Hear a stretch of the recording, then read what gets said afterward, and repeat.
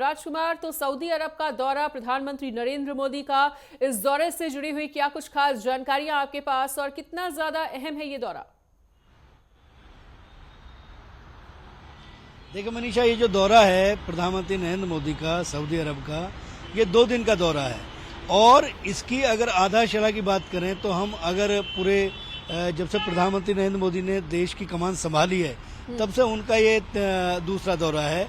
और ये जो G20 के जो यहाँ पर आयोजन हुआ जिसमें 20 देशों ने शिरकत की, उस दौरान एक बात जरूर तय हुई कि निश्चित तौर पर सऊदी अरब के साथ हिंदुस्तान के जो रिश्ते हैं वो सारे प्रगाढ़ होते हुए दिख रहे हैं। प्रधानमंत्री नरेंद्र मोदी सऊदी जो सीमा है, सऊदी अरब की जो सीमा है, वो अपना समुद्री मित्र उन्हें एक तरह से कह के पुकारते हैं कि भाई ये जो देश है ये सांस्कृतिक और सामाजिक तौर पर बहुत समृद्ध और सक्षम हम तभी हो सकते हैं जब हमारे अपने पड़ोसियों से रिश्ते अच्छे होंगे। और प्रधानमंत्री रिश्तों को निभाने और रिश्तों को बनाने में बहुत अहम रोल अदा करते हैं।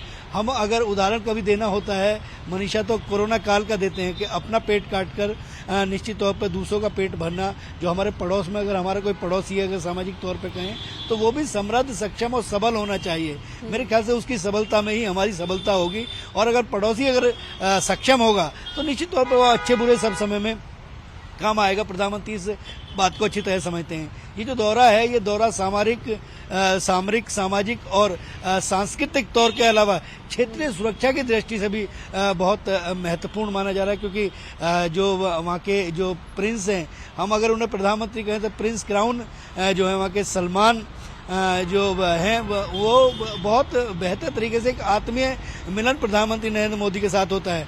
2 दिन के दौरे के दौरान ये बहुत सारी उनकी मुलाकातें होंगी, बहुत सारे मुद्दों पर चर्चा होगी।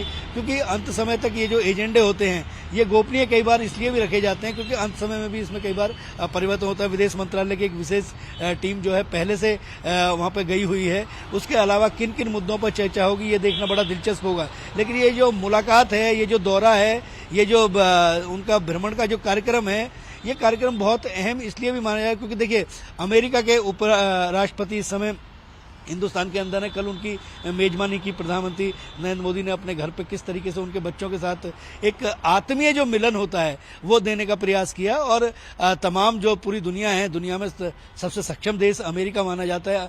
टैरिफ को लेकर तमाम तरह के तनावों के बीच में अगर वहाँ के उपराष्ट्रपति आए हैं और प्रधानमंत्री नरेंद्र मोदी ने कल उनका इस्तकबाल किया है, अपने घर पर बुला के एक भोज दिया है, तो ये रिश्तों की एक प्रगाढ़ता है, रिश्तों की एक मजबूती है। 2 दिन तक वो और यहीं पर रहेंगे, 24 तारीख को जाएंगे। लेकिन प्रधानमंत्री का ये जो कार्यक्रम था ये पहले से जो था तय था और ये आमंत्रण है, एक आमंत्रण पे वो जा रहे हैं। वहाँ एक विशेष कार्यक्रम उनके लिए, एक स्वागत समारोह उनके लिए किया जाएगा। और एक अच्छे दौर में एक पॉजिटिव माहौल जो है उसमें तमाम तरह के जो व्यापारिक रिश्ते हैं, जो सामरिक रिश्ते हैं, जो सामाजिक रिश्ते हैं, उनको और सक्षम सबल बनाया जाए। इन सब मुद्दों पर प्रधानमंत्री नरेंद्र मोदी और वहाँ के जो प्रिंस क्राउन हैं, जिन्हें हम प्रधानमंत्री का दर्जा दे सकते हैं, उनके बीच में ये मुलाकात और बातचीत होगी। बिल्कुल राजकुमार, तो देखिए जैसा कि आप जिक्र कर रहे थे कि कई अहम मुद्दों पर इस वक्त चर्चा की जा सकती है इस दौरे के दौरान। ऐसे में ये भी आपसे जानना चाहेंगे कि अगर व्यापार के मद्देनजर देखा जाए तो व्यापार के क्या कुछ खास मायने हैं इस दौरे के बाद, और व्यापार के बढ़ती दिशा लगभग किस तरह से तय की जाएगी इस दौरे के बाद? देखिए मनीषा, हिंदुस्तान इस समय दुनिया की 5 बड़ी जो महाशक्ति हैं उनके साथ खड़ा है निश्चित तौर पर। और ये हमें मानना चाहिए क्योंकि जब हमें सक्षम हो रहे होते हैं तो हमें अपना सोच जो है, हम क्योंकि 21वीं सदी में आज प्रवेश कर चुके हैं और तमाम जो रिश्ते हैं उन रिश्तों को, व्यापारिक रिश्ते, व्यावसायिक रिश्तों के साथ साथ और नई तकनीक और तमाम तरह की जो व्यवस्थाएं हैं, क्योंकि आदान प्रदान अगर हम कुछ बेहतर कर रहे हैं, AI के टाइम में आज हम बहुत आगे जा रहे हैं, हिंदुस्तान बहुत सक्षम हो रहा है, तो निश्चित तौर पर तकनीक के रिश्तों में अगर सऊदी अरब की बात करें तो तेल और तमाम तरह के जो खनिज हैं उन पर चर्चा होती है। आज अगर पूरी दुनिया में हम बात कर लें तो हमें बहुत महत्वपूर्ण जो है वायु और प्रदूषण के लिए जो पूरी दुनिया जो ग्लोबलाइजेशन से गुजरी है, क्योंकि वातावरण अगर माहौल ठीक होगा, क्योंकि जिस तरीके से बहुत बड़े पैमाने पर वायु परिवर्तन का जो कार्यक्रम इस समय चल रहा है, और जल और वायु परिवर्तन, क्योंकि बिना जल के जीवन नहीं है, इस बात को हिंदुस्तान मानता है। और उसको लेकर तमाम तरह के जो सक्षम समुद्र के किनारे हैं कि समुद्र के पानी को किस तरीके से हम बेहतर तरीके से और इस्तेमाल कर सकते हैं। आने वाले समय में जिस तरीके से पानी की कमियां जो महसूस की जा रही है आज, अगर महानगरों की तरफ चले जाएं तो क्योंकि दिल्ली हमने देखी है कि बिना पानी के बूंद बूंद के लिए लोग तरस रहे हैं। तो ये जो आने वाला समय है, क्योंकि जनसंख्या वृद्धि पूरी दुनिया में हो रही है, केवल हिंदुस्तान ही इस व्यवस्था से नहीं जूझ रहा है।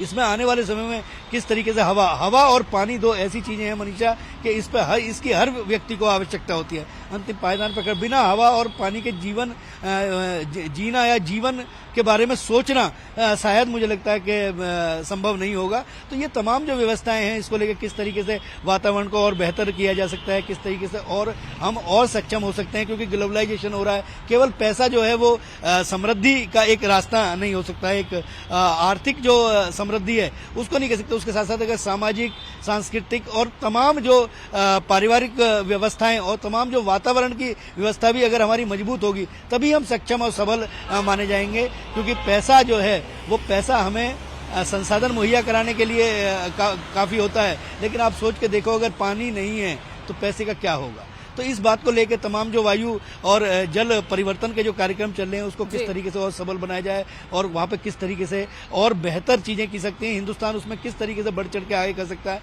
हम अपनी तकनीक के साथ, हम अपनी विशेषज्ञों के साथ उनका किस तरीके से सहयोग कर सकते हैं, उनका सहयोग किस तरीके से लेते हैं, इन तो सभी सामरिक और बहुत छोटी छोटी चीजों पर, क्योंकि प्रधानमंत्री नरेंद्र मोदी बहुत बारीक सोचते हैं। बहुत नरेंद्र मोदी जब भी किसी विदेशी दौरे पर जाते हैं तो ऐसे में देश और दुनिया में सभी की निगाहें उनके दौरे पर टिकी रहती हैं। तो अंतर्राष्ट्रीय स्तर पर किस तरह का संदेश देने का प्रयास उनके इस दौरे के मद्देनजर?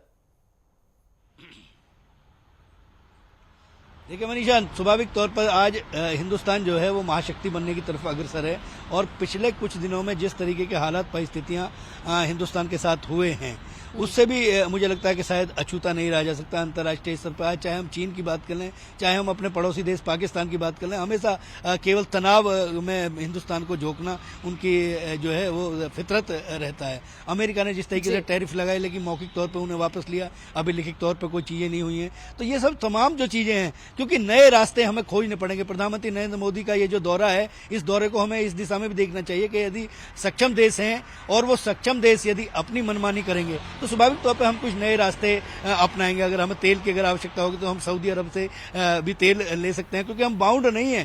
पूरी दुनिया जो है वो कहीं भी संबंधों को बेहतर बनाने की तरफ अग्रसर रहती है। तो ये जो दौरा है अंतर्राष्ट्रीय स्तर पर पूरे दुनिया के तमाम देशों की निगाह हिंदुस्तान पर टिकी हुई है। प्रधानमंत्री नरेंद्र मोदी के उस दौरे को अंतर्राष्ट्रीय स्तर पर भी बहुत महत्वपूर्ण माना जाना चाहिए और माना जा रहा है। बिल्कुल, तमाम जानकारी को साझा करने के लिए आपका बहुत बहुत शुक्रिया।